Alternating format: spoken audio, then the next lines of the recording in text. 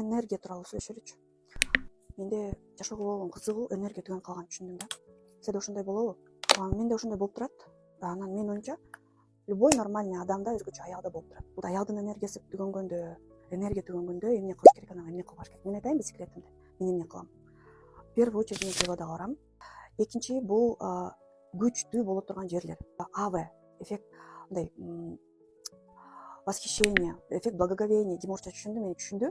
То есть мындай оозуң ачып эле карап калсо, зон кетип, анан адамдын кичинекей эгосу мынтип ичке кирип унутулуп, сен ошол жака кирип кетет экенсиң да. Өзүң жөнүндө ойлобой, кандай архитектура, кандай кооз жер, кандай сонун отель, кандай сонун деңиз, кандай сонун суу, кандай сонун замок, кандай сонун ресторан деп ошого кирип, ошол жердин атмосферасы, аурасы сени толтурат экен. То есть акча бар, кыймыл аракет бар, мындай переговорлор жүрүп аткан, чоң мындай чоң событиялар болгон жерлерге барса, ошол жерден күчтүү болот экен адамдар.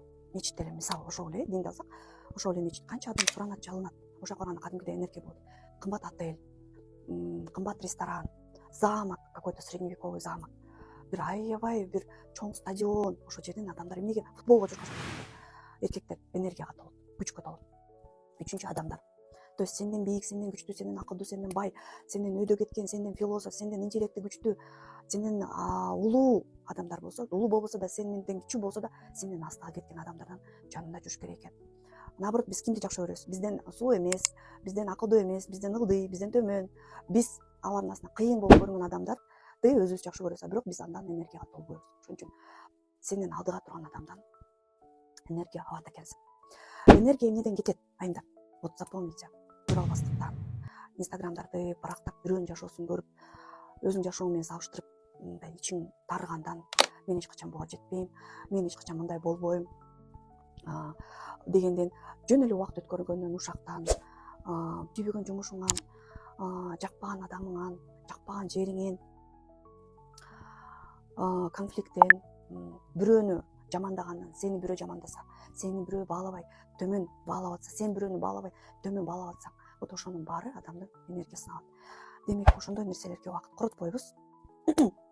Энергия түгөнүп баратканда адам кандай болот? Адамда эч нерсеге көңүлү жок болуп калат.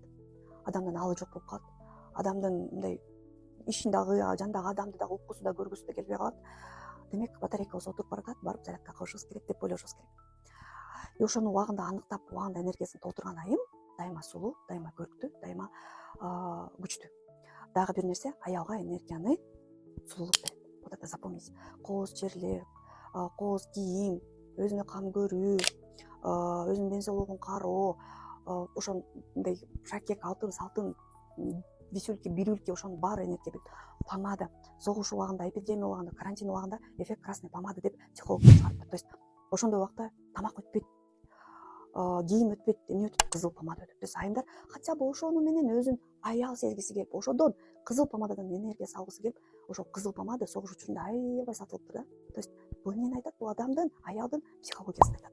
Аялдар, байкуштар өзүнүн кантип толуктарын билбей жок деген ошол помаданы алып сүйкөгөн. Поэтому косметикабызды алгыла, колдонгула, энергия берет, аялдык энергия берет.